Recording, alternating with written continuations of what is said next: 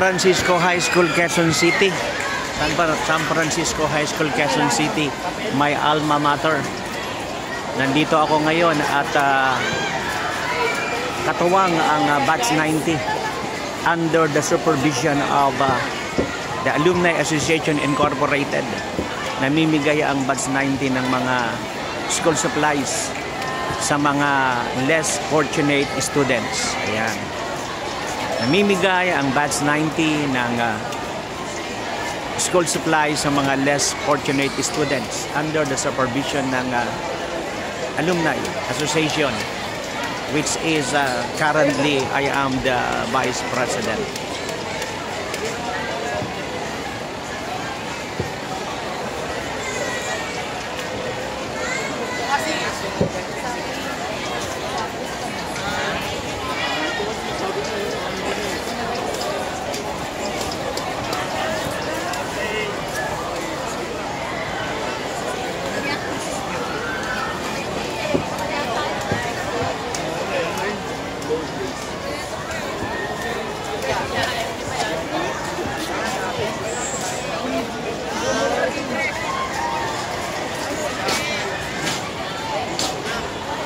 What's up, Roy Vlog?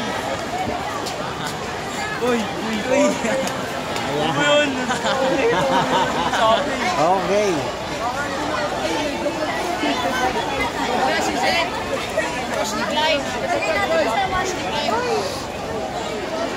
Ano pangalan mo? Masaki. Masaki. Yung full name mo? Masaki Enomoto po. Masaki Enomoto. Ano ang nationality ng father mo? Japanese. Japanese. Ang mother mo, Pinay. Opo. Ayun. Hindi ka opa, no? Sabi nila, opa ka, hindi. Oo. So, ano ang position mo sa ngayon dito sa San Francisco High School? SSLG po, President. Ano, yung iba hindi kasi alam yung SSLG. Bale po yung SSLG po. Dati po, tinatawag siyang SSG. Ngayon po, SSLG na po siya. Yeah. Bale, ang meaning po ng SSLG is Secondary Learner Government. Yan po. Yun, bali, student council yun. Yes po, Student Council. Yun, ito yung student council president ngayon ng San Francisco High School. Ayan, ako batch 79 ako eh. Tagal, no? Malayo na, batch ano ngayon, 2023 ngayon eh. And currently, I am the Vice President of San Francisco High School, Quezon City. Salamat, Okay, salamat. thank you po. Bye po.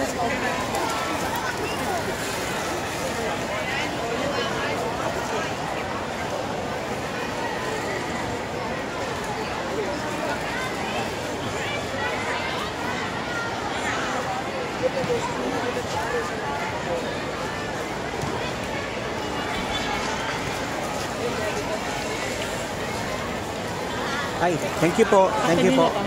Thank you po. Binigyan ako ng puto. Ayan. San Francisco High School, Quezon City. Ayan. Sa Misamis, Bago Bantay, Quezon City.